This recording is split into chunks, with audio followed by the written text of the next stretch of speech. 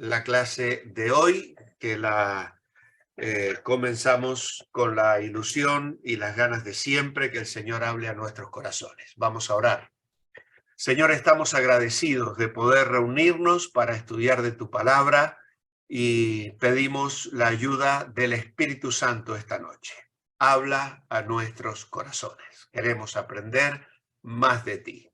Bendícenos a cada uno de los presentes, bendice también a los que no están hoy con nosotros y a los que van a estar escuchando esta clase a lo largo de esta semana, en otras horas, en otros momentos, pero que también la bendición de tu palabra y de esta enseñanza sea en sus vidas una preciosa realidad. Oramos agradecidos a ti en el nombre del Señor Jesucristo. Amén. Muy bien, pues vamos entonces a compartir la pantalla y así comenzamos con nuestro estudio de hoy, Creciendo en la Gracia, volumen 4, bajo este texto clave de permanecer en la palabra para experimentar la libertad del Señor, y el título de nuestra lección, la mentira. Claro, no hay justicia en el mundo. La verdad es que no parece una mentira esto, porque esa es la realidad, ¿no? No hay justicia en el mundo, ¿vale? Hay ciertas cosas que vivimos en el día a día. Las noticias nos traen cada día historias que nos desalientan y nos entristecen, de gente abusada, de gente herida, de gente asesinada, de situaciones injustas en el comercio, estafas, tantas cosas que el mundo vive y que nos llevan a expresar esto. No hay justicia en el mundo. Pero claro, finalmente, como vamos a ver a través de la lección, nosotros no miramos lo que el mundo nos ofrece, sino que nuestra mirada está puesta en otro lugar. Por eso nuestra lección nos habla de la mentira. Cualquiera que observa al mundo de hoy podría llegar a la conclusión de que la justicia no existe. Por todos lados estamos rodeados por sufrimiento, injusticias, crímenes, pobreza y corrupción. La mentira se expresa en diferentes maneras. ¿Por qué prosperan los malvados cuando los justos sufren? La gran pregunta. Mucha gente hace esta pregunta: ¿por qué sufren los inocentes? ¿Por qué prosperan los malvados? Y los justos padecen pobreza, persecución. No hay justicia. Las fuerzas del bien parecen estar en derrota. No vale la pena seguir el buen camino, porque en el camino malo va mejor, o me va mejor. Y tristemente yo he escuchado eso, personas que abiertamente me dijeron: no voy a seguir a Cristo, voy a abandonar la vida de la iglesia y de la fe, porque me va mejor en el otro camino. Abiertamente una decisión tomada a conciencia. Realmente es muy triste. Pero ¿cuál es la verdad? Es cierto que los malos son más que los buenos, pero esto no debe sorprendernos. Recuerda lo que Jesús dijo tocante al camino ancho y al camino estrecho en Mateo 7, 13, 14, que habla allí de que ancho es el camino que lleva a la perdición y muchos son los que entran por ellos, pero estrecha la puerta y angosto el camino que lleva a la vida y son pocos los que la hallan. Así que el camino más transitado ya desde la perspectiva de Jesús era el que llevaba a la perdición. Ahora, es cierto que el mal camino paga mejor que el bueno. ¿Por qué sufren los justos a manos de los injustos? ¿Qué actitud debe tomar el justo frente a tantas injusticias? Bueno, hoy vamos a hacer un detalle pormenorizado del Salmo 37. Y se nos dice aquí que es clásico para contestar esta pregunta: lea el Salmo entero y conteste preguntas del 1 al 8. Es un salmo bastante largo y lo vamos a ir leyendo a medida que vayamos cubriendo la lección. Pero a modo de introducción quiero deciros que el Salmo 37 presenta un tema de gran importancia, tanto teológica como práctica. Teológica por todo lo que tiene que ver con la fe, con Dios, con la justicia, con la soberanía, con el pago del pecado al malvado y la vindicación del justo. Pero práctica porque en la vida diaria nos vamos a encontrar frente a situaciones donde seremos tentados a seguir la senda de los injustos o los malhechores. Por eso el verso 1 dice: no te impacientes a causa de los malvados, ni tengas envidia de los malhechores. Así que el salmista explora el tema del sufrimiento de la gente justa y el tema de la prosperidad de la gente malvada, que es una preocupación que supera los límites del tiempo y la cultura. Este salmo fue escrito probablemente 1000 años antes de Cristo. Se le atribuye a David, como muchos otros salmos, aunque no tenemos una absoluta certeza de que él sea el autor. Pero la mayoría lo atribuyen a David, incluso nuestras Biblias mayormente lo titulan de esta forma. Recordad que estos salmos y los capítulos no son inspirados, son cosas que se agregaron para ayudarnos a encontrar las lecturas de la Biblia.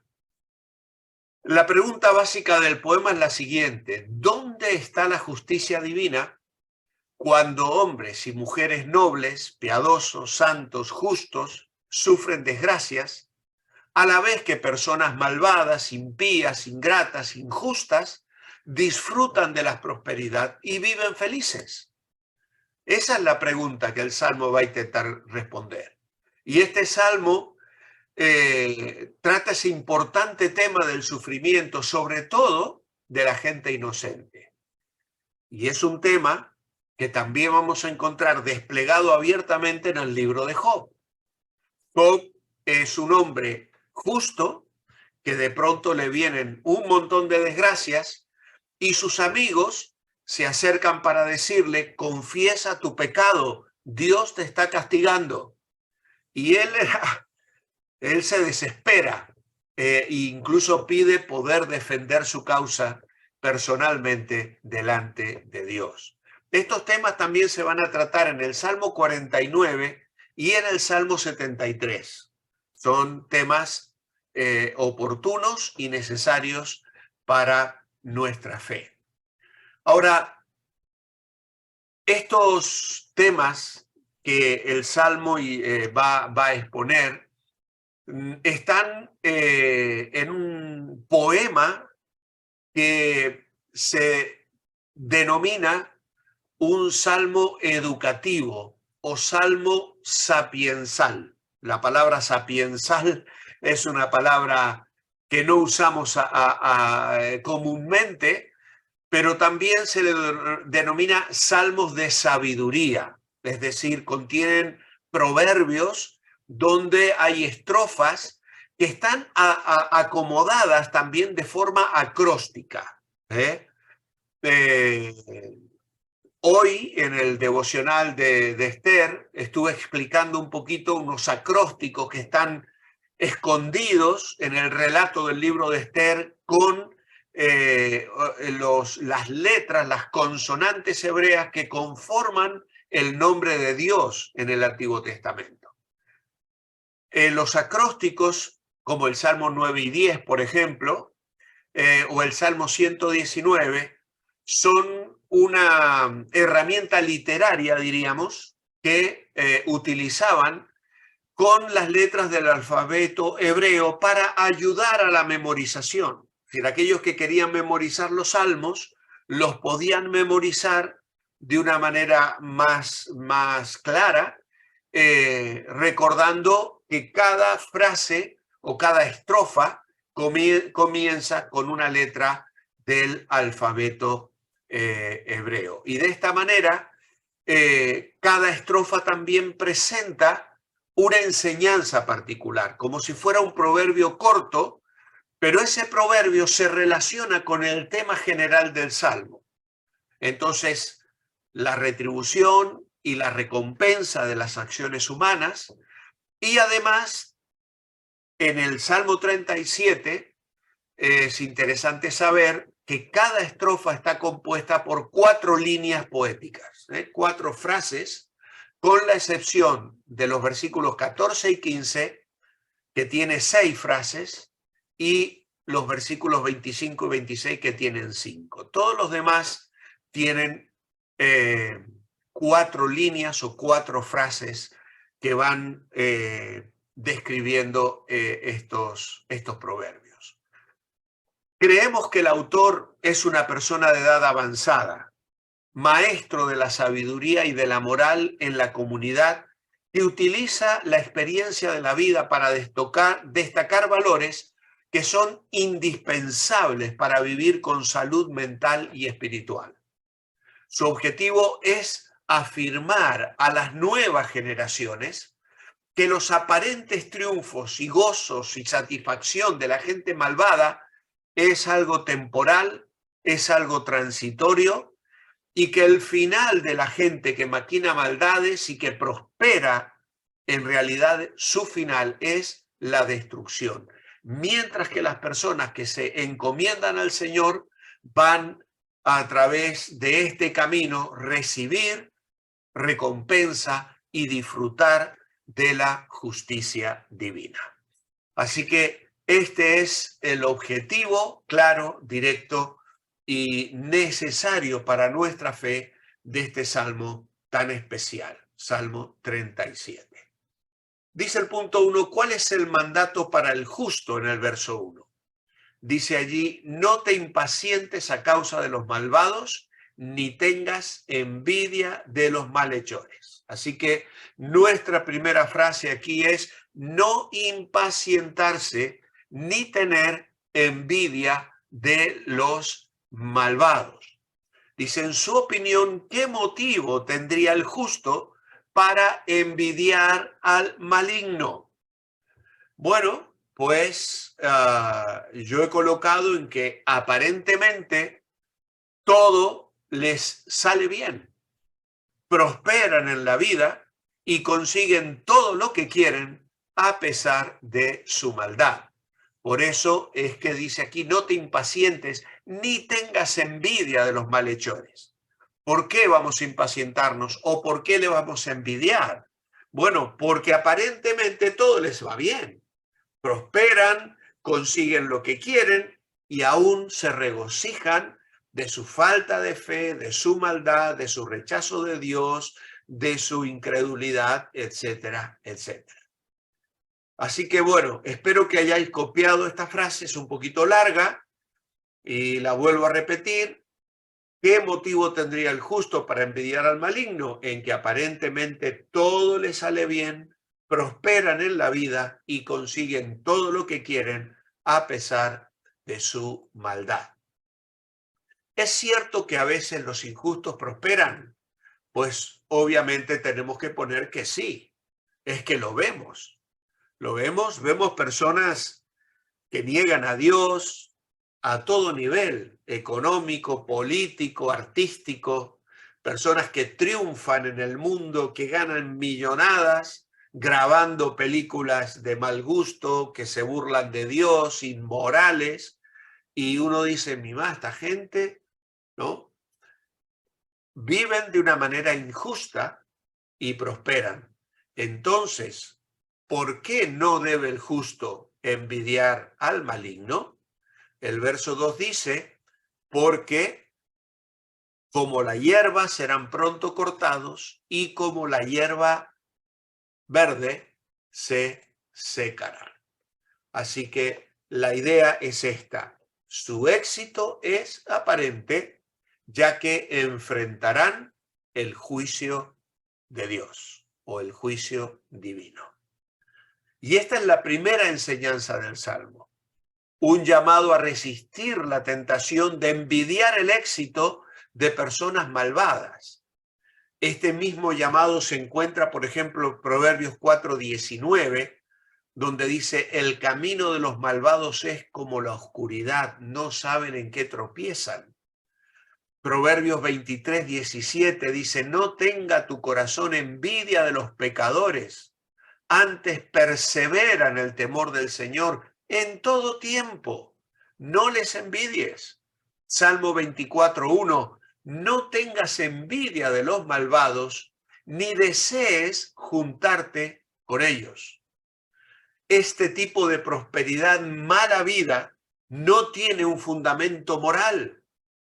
Esa forma de triunfo basada en la injusticia es un triunfo superficial. Para el salmista, esta actitud impropia de personas malignas, de malhechoras, es comparada, como hemos leído en el versículo 10, con la hierba de los campos, que es cortada, que se seca, que no perdura, que no echa raíces, que no tiene futuro. Es una forma de triunfo temporal e ilusoria, ¿vale? Hueca y vacía. Por esa razón es que personas que han tenido un éxito en el mundo han terminado suicidándose, han terminado muertos por las drogas. Y tú dices, pero ¿por qué esa persona con todo el dinero, con todo el éxito, viviendo en esos palacios, teniendo aviones, coches, dinero, y terminó con una sobredosis de droga? Por el vacío existencial. Porque el malvado que no cree en Dios no tiene futuro. No tiene razón, todo es vacío, todo es hueco. Su vida no encuentra un propósito ni un sentido. Hay aquí una tarea que nos podría llevar bastante tiempo a hacer y que no vamos a hacer porque en realidad la vamos a hacer dentro de la lección. Dice, con 3 colores diferentes subraya en su Biblia los siguientes temas que se encuentran en el Salmo 37. Y lo primero que dice es lo que Dios ordena que haga el justo. Lo que Dios ordena que haga el justo. Yo no sé si alguno ya tiene preparado algunos colores para marcar en su Biblia, pero yo ya he puesto ahí, por ejemplo, el versículo 1, que Dios dice, no te impacientes, no tengas envidia. El versículo 3, confía en el Señor y haz el bien. Versículo 4, deleítate en el Señor. Versículo 5, encomienda al Señor tu camino y confía en Él. Versículo 8, desecha la ira y el enojo. O sea, mira cuántas cosas ordena Dios que haga el justo, que confíe, que deleite, que se encomiende. El verso 7, que guarde silencio ante el Señor. El verso 8, que deseche la ira y el enojo. Y luego el versículo 27, al final casi, bueno, tiene 40 versículos, dice, apártate del mal y haz el bien. Así que aquí paré, pero podéis seguir buscando. Por ejemplo, el versículo 34, espera en el Señor, guarda su camino. Verso 37, considera al íntegro y mira al justo. Así que hay unas cuantas cosas más que Dios nos dice que el justo tiene que hacer. Luego, lo que le sucederá al maligno. ¿Qué le sucederá? Versículo 2 dice, como la hierba serán cortados, como la hierba verde se secarán. El verso 9, serán destruidos. Verso 10, dentro de poco no existirá el malo, observará su lugar y no estará allí. Y el verso 13, el Señor se reirá de él porque ve que viene su día. Y podréis seguir, vais a encontrar más cosas que están en el verso 20, dice, más los impíos perecerán, los enemigos del Señor serán consumidos, se disiparán como humo, etcétera, etcétera. Podéis seguir leyendo el Salmo y marcar con un color diferente lo que le va a suceder al maligno. Y finalmente lo que Dios le promete al justo. El verso 3 dice, habitarás en la tierra y te apacentarás de la verdad. Verso 4, segunda parte, te concederá las peticiones de tu corazón. Versículo 6, exhibirá tu justicia como la luz y tu derecho como el mediodía. Versículo 11, los mansos heredarán la tierra. Versículo 18 dice, conoce el Señor los días de los íntegros y la heredad de ellos será para siempre. Y el verso 19, no serán avergonzados y en los días de hambre serán saciados. Es decir, que hay una serie de promesas, que luego hay algunas más en el Salmo que vosotros podéis buscar y podéis remarcar. Yo he parado aquí porque tenemos que avanzar con la lección, si no el tiempo ya no nos permite. Dice, mi actitud frente a la injusticia. Mi actitud. ¿Qué debe hacer al justo en lugar de envidiar a los injustos? Pues el verso 3 dice, confía en el Señor y haz el bien. Confía en el Señor y haz el bien. Este versículo lo dice todo. En lugar de envidiar, enojarse, quejarse, vengarse, su actitud debe ser de concentrar su atención en hacer el bien. Hacer el bien incluye todo lo que la Biblia nos manda. La tendencia del creyente es de fijarse en la injusticia y a veces usarla como excusa para el mal comportamiento. Pero Dios dice, déjeme esto a mí, yo me encargo. En Romanos 12, 19 dice, no os venguéis vosotros mismos, amados míos, dejad lugar a la ira de Dios, porque escrito está, mía es la venganza, yo pagaré, dice el Señor. Por lo tanto, su responsabilidad es hacer el bien, nada más. Esta es mi llamado, esta es mi responsabilidad. Yo tengo que bendecir, tengo que hacer lo bueno. Y al hacer lo bueno, lo hago ¿por qué? Porque confío en el Señor.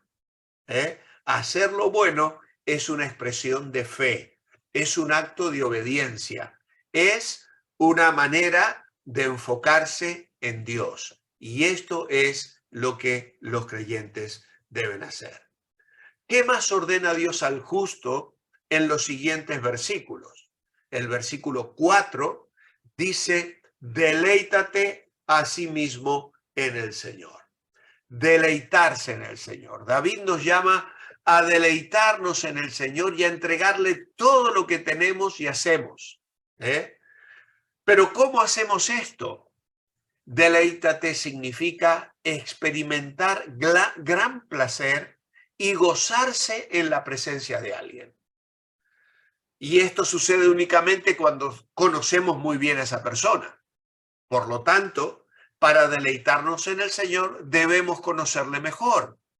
El conocimiento de su gran amor por nosotros nos trae deleite. Por lo tanto, crecemos en esa comunión, profundizamos en esa amistad y nos deleitamos a la hora de encontrarnos con el Señor cada día en nuestra vida. Deleítate a sí mismo en el Señor. Le entrego todo lo que tengo, todo lo que soy, sigo su camino y hago su voluntad. Luego el versículo 5 dice, encomienda al Señor tu camino, confía en Él y Él hará.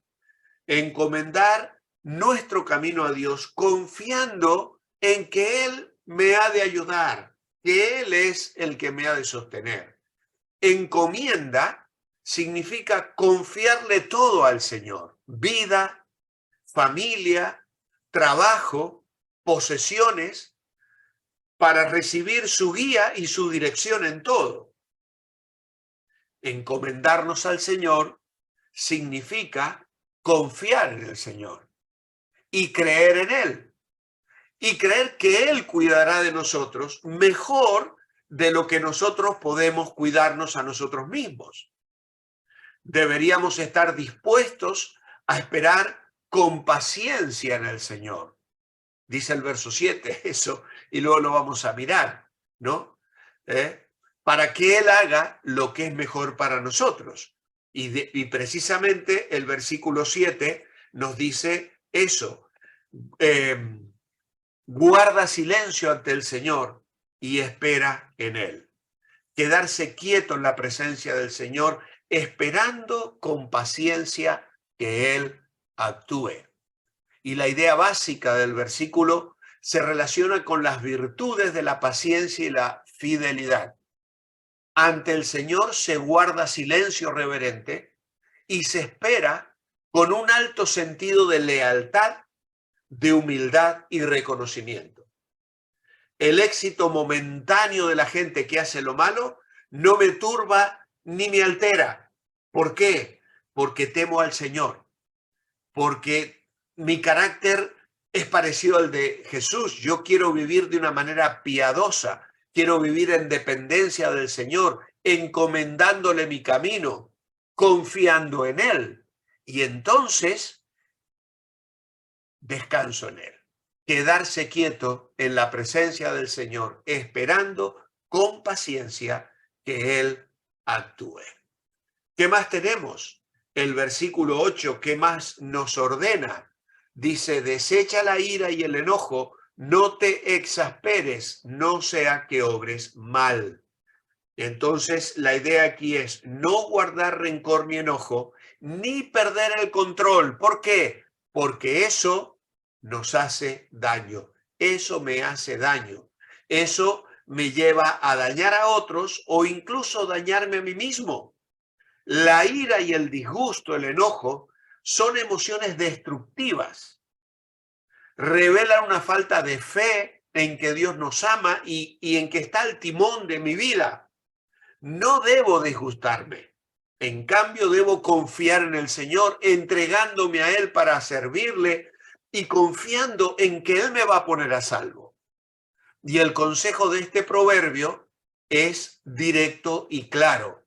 La ira y el enojo no son los mejores aliados del ser humano. La gente justa no debe sucumbir ante la tentación de hacer lo malo, porque el resultado de esas acciones es la destrucción. Hay un texto en el libro de Santiago que dice, la ira del hombre no obra la justicia de Dios. Y cuando yo reacciono enfadado, enojado, y quizá con razón, porque hay una injusticia que me han hecho o que le han hecho a otra persona, me hace reaccionar. Pero si yo dejo que la ira me controle, generalmente el resultado luego va a ser que me voy a tener que arrepentir, porque me pasé de la raya, porque dije algo que no debía haber dicho, porque la ira del hombre no obra la justicia de Dios. Por eso, Pablo dice en Efesios, airaos, pero no pequéis. No se ponga el sol sobre vuestro enojo. Por lo tanto, yo confío en esa recompensa que el Señor va a traer a mi vida. Y aquí, este versículo 8 dice, verso 9, dice, los malignos serán destruidos, pero los que esperan en el Señor heredarán la tierra. Y aquí es la idea de que al confiar en el Señor, voy a poseer y disfrutar de prosperidad, estabilidad, futuro y bendición divina.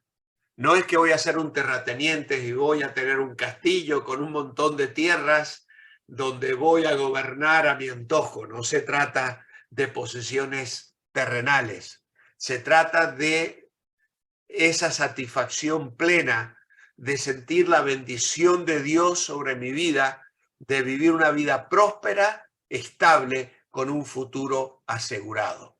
Si yo me enfrasco en los problemas y en el enojo, me vuelvo ansioso, pero si me concentro en Dios y en su bondad, encuentro paz. Y por eso es que debo poner en el Señor mi atención. Mi actitud frente a la injusticia, entonces, debe ser deleitarme, encomendar mi camino a Dios, quedarme quieto y esperar con paciencia y no guardar enojo ni rencor, porque eso al final me daña a mí más que a los demás. ¿Qué promete Dios al justo? Versículo 6. ¿Qué hará Dios por el justo cuando obedece? Bueno, punto 6, versículo 4 dice, deleítate a sí mismo en el Señor y Él te concederá los deseos de tu corazón. La gente piadosa recibirá la recompensa divina de la tierra que, como he dicho, alude a la estabilidad y disfrutará del atributo divino de la verdad que pone de manifiesto la naturaleza divina. Es decir, voy a experimentar la bendición de Dios y voy a recibir las peticiones de mi corazón, porque las cosas que yo voy a pedir van a ser conforme al corazón de Dios.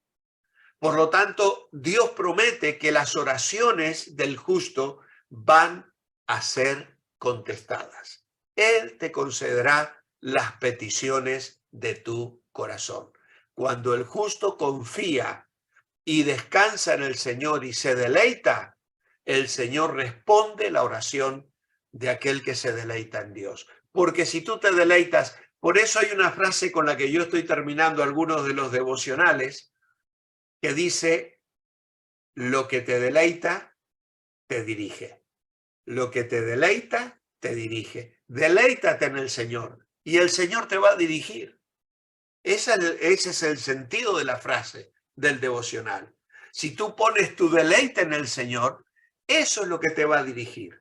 Y eso va a ser lo que va a ir orientando tu vida para que tú escojas qué película voy a ver, a qué lugar voy a ir, qué viaje voy a hacer, con quién me voy a juntar, qué conversaciones voy a tener, qué es el lenguaje que va a salir de mi vida, qué es lo que voy a estar comunicando a otras personas. Pues lo que te deleita, te dirige. Y cuando eso me lleva a clamar a Dios, Dios dice, aquí voy a responder, porque este hombre, esta mujer, están pidiendo cosas que deleitan mi corazón, porque Él se deleita en mí. Verso 6, tenemos que avanzar. Verso 6 dice, exhibirá tu justicia como la luz y tu derecho como el mediodía. El Señor hará resaltar nuestra inocencia y justicia. El tema de la confianza en el Señor prosigue y se expande aquí. Encomendarse al Señor y confiar en su voluntad hace que se manifieste la justicia e incentiva la revelación del derecho divino. La esencia del buen vivir no son las posesiones ni los recursos materiales o económicos, sino la confianza en el Señor, que es una manera figurada de indicar que se han asimilado los valores morales, éticos y espirituales que brotan de la naturaleza santa y justa de Dios y que yo los apropio en mi vida para hacer actos de piedad y contrición y que además allanan el camino para que Dios intervenga en mi vida. El diablo intervendrá. Personas que niegan a Dios y que pretenden hacerme daño pueden realmente intentar hacerme daño, como dice este versículo, porque exhibirá tu justicia como la luz y tu derecho. Pero ¿cuándo? Alguien te los estará pisoteando. Ahora, Dios es quien nos respalda y Él va a manifestar su justicia. Las imágenes de la luz que dice el verso 6, tu justicia como la luz y tu derecho como el mediodía, son imágenes importantes en el Salmo que indican que aunque algunas nubes pueden oscurecer temporalmente el panorama de mi vida, con el tiempo la oscuridad dará paso a la iluminación, que es símbolo de la presencia del Señor. Hay un cantante del mundo, que tiene una canción que dice, las nubes, como dice, las nubes grises también forman parte del paisaje. Y a veces hay nubarrones en nuestra vida, pero forman parte del paisaje. Y yo confío en que antes o después, lo vea aquí o lo vea en la eternidad, el Señor exhibirá mi justicia y mi derecho y resplandecerá para gloria de su nombre. El verso 11 tiene una promesa maravillosa. Los mansos heredarán la tierra y se recrearán con abundancia de paz. Viviremos con abundancia de paz y prosperidad. La idea básica del versículo se relaciona con las virtudes de la paciencia y la fidelidad. Ante el Señor se guarda silencio, dice el versículo 7, guarda silencio ante el Señor y espera en Él, y Él te prosperará. Y ante ese sentido de lealtad, humildad y reconocimiento, el Señor promete bendecir y recrearnos, llenando nuestro corazón de paz. El versículo 28 afirma también, porque el Señor ama la rectitud y no desampara a sus santos, para siempre serán guardados. Qué maravilloso. Nunca nos abandonará, siempre nos guardará. La gente justa, decía el verso 9, heredará la tierra. Y este es un símbolo de futuro y bondad. Dice, vivirá para siempre, que implica la idea de totalidad, sin que necesariamente sea una referencia concreta a un concepto de tiempo aquí sobre la tierra. Aquí prácticamente habla de aquello que es una vida llena, una vida satisfecha. Había un misionero que decía, yo no pido una vida larga, pido una vida llena. Y esa es un poco la idea de este versículo. Luego, ¿qué dice el versículo 16 para motivarnos? Pues el versículo 16 dice, mejor es lo poco del justo que las riquezas de muchos pecadores. El salmista aquí enfatiza esencialmente el contraste básico entre la vida de las personas pecadoras y la gente justa. El objetivo, como hemos dicho, del poema es poner claramente de relieve las virtudes de lo poco que se ha conseguido con justicia, en contraposición de la desdicha de las riquezas que se fundamentan en la injusticia y la opresión. Aparentemente pueden conseguir mucho, pero es hueco, vacío y finalmente lleva a la perdición eterna. Es mejor ser pobre y tener poco que ser malvado y tener mucho. ¿Por qué? Porque Dios finalmente nos ha de llamar a cuenta. Lo que Dios promete al maligno. ¿Qué pasará con el maligno? Versículos 9 y 10 dice, serán destruidos. Los que esperan en el Señor heredarán la tierra. Dentro de poco no existirá el malo, observará su lugar y no estará allí. Si les espera el castigo eterno y la destrucción, su lugar quedará vacío. Luego nos dice el verso 13 que el Señor se ríe del malo porque ve que viene su día. Versículo 14 y 15, las mismas armas que usan para hacer daño a los pobres y justos se usarán para castigarles. Así que esta enseñanza pone de relieve las contradicciones de la vida. Las personas impías se organizan para oprimir y sacar partido de la gente justa. Verso 12 y 13 dice, maquina el impío contra el injusto, rechina contra él los dientes, pero el Señor se reirá de él porque ve que viene su día. La expresión rechinar los dientes alude a la actitud de violencia que se manifiesta al aprovecharse de las personas más necesitadas. Hay allí un deseo de hacer daño. Y el gran problema de las personas malvadas en los Salmos no solo es que llevan a efecto sus planes egoístas injustos, sino que fundamentan sus triunfos en el dolor y en la opresión de los humildes, de los fieles y los mansos de la sociedad. Pero la respuesta del salmista a esa actitud impía e injusta es clara. Dios se burla de esas personas inicuas, pues conoce que ese triunfo no va a durar mucho, es pasajero y transitorio. El Dios bíblico está consciente de las actitudes malas de la gente opresora y en su momento Dios hará justicia. Las mismas armas, dice el versículo 14 y 15. Dice, los impíos desenvainan espada y tensan su arco para derribar al pobre y al menesteroso, para matar a los de recto proceder. Su espada entrará en su mismo corazón y su arco será quebrado. Este proverbio pone claramente de manifiesto un principio ético fundamental en la vida.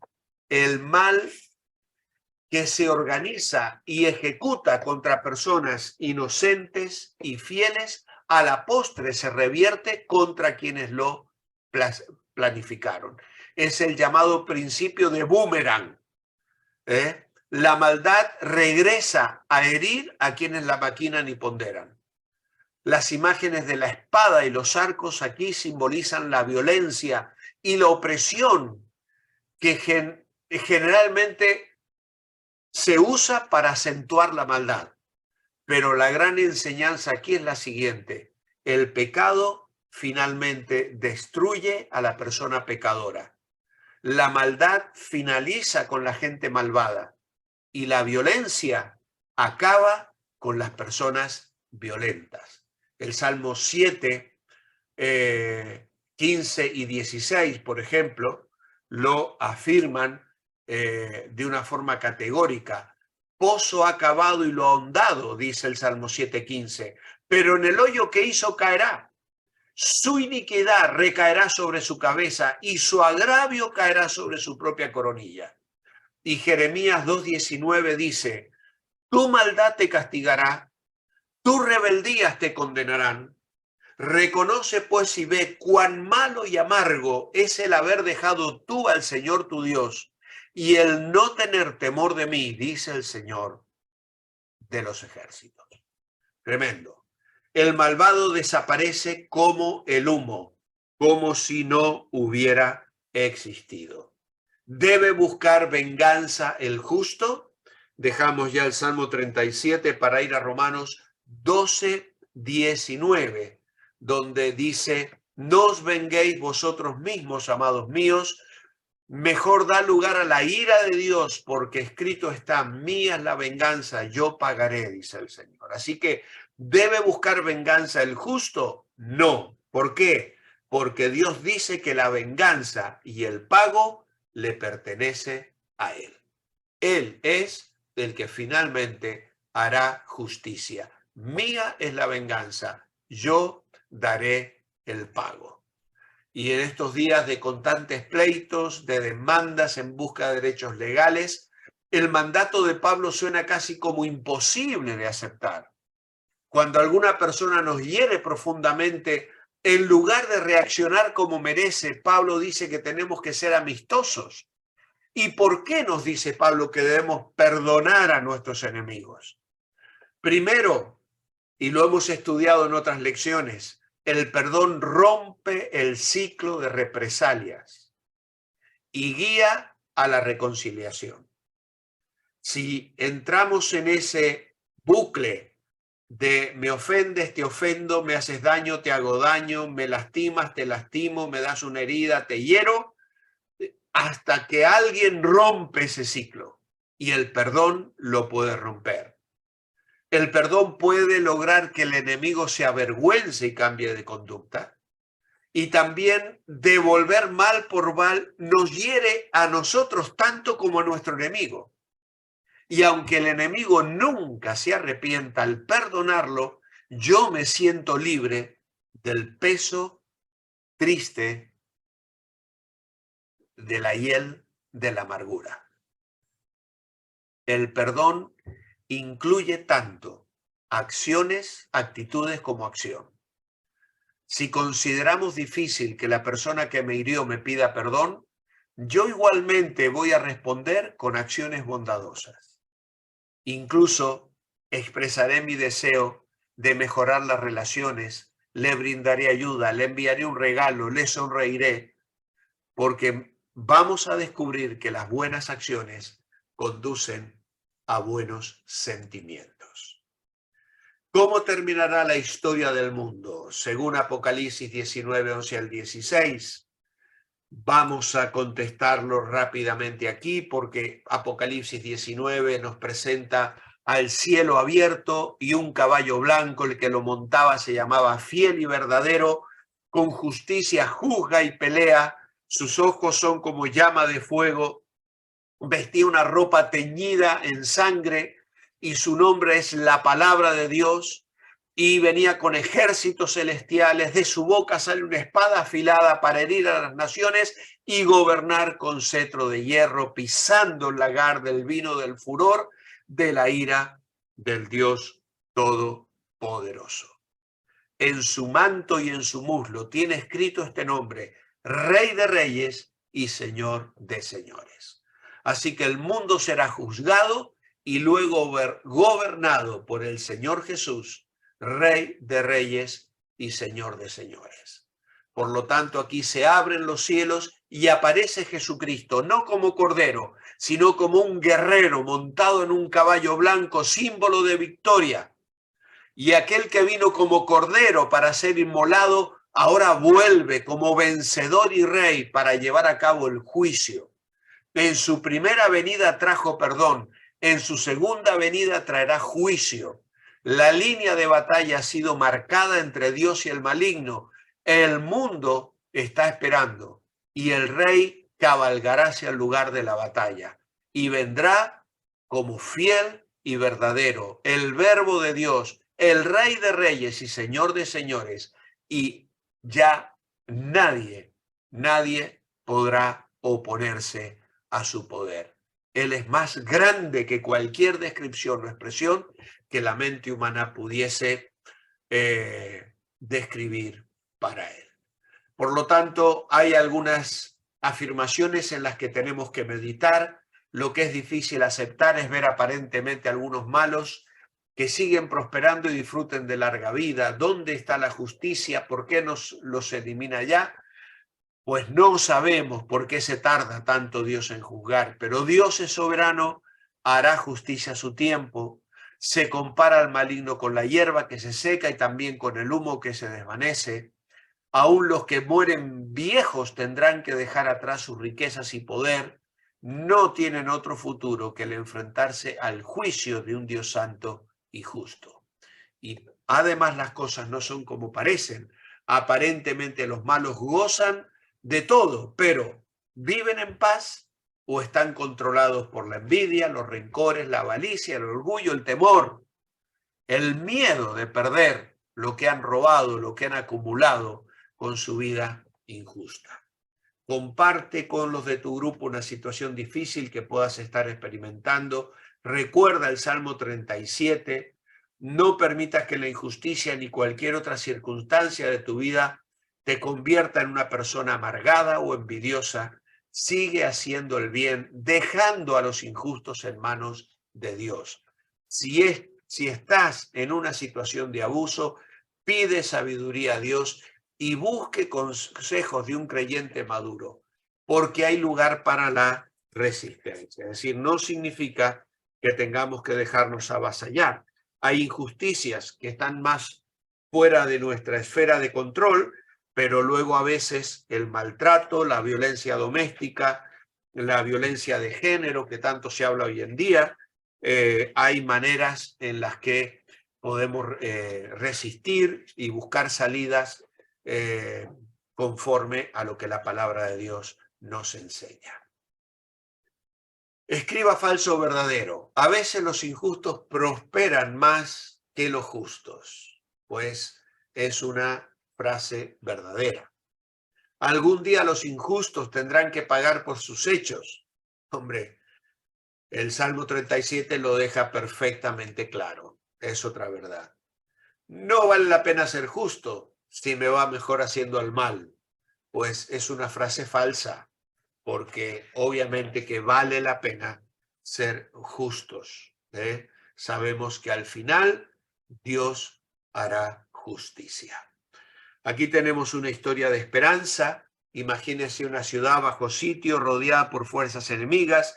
Se estaban acabando las provisiones y el temor llenaba los corazones de sus habitantes. Pero en la oscuridad de la noche alguien logró cruzar las líneas enemigas y entrar a la ciudad con una gran noticia. En otro lugar, el jefe de las fuerzas enemigas se había rendido, la guerra ya había terminado y solo era cuestión de tiempo hasta que la noticia llegara a las fuerzas que rodeaban la ciudad. Entonces dejarían las armas y la ciudad estaría a salvo. De igual manera, vivimos sitiados por las fuerzas de maldad. Enfermedad, injusticia, opresión y muerte nos rodean, pero las cosas no son como parecen ser, solo es cuestión de tiempo. Hasta que termine todo, ya ganamos. De aquí a poco el malo no existirá, observará su lugar, no estará allí, pero los mansos heredarán la tierra y se recrearán con abundancia de paz. Qué maravillosa promesa. Así que, como bien nos decía Ruth, tenéis un versículo muy cortito para memorizar. Los malignos serán destruidos, pero los que esperan en el Señor, en Jehová, ellos heredarán la tierra. Así que tenéis un poquito menos de trabajo. Dios mediante, el próximo viernes nos reencontramos. Vamos a tener un fin de semana especial en la iglesia, pero yo creo que la clase la podremos tener sin problema. Damos gracias a todos por participar, que el Señor os bendiga y su rostro resplandezca sobre cada una de vuestras vidas. Voy a dejar de compartir y voy a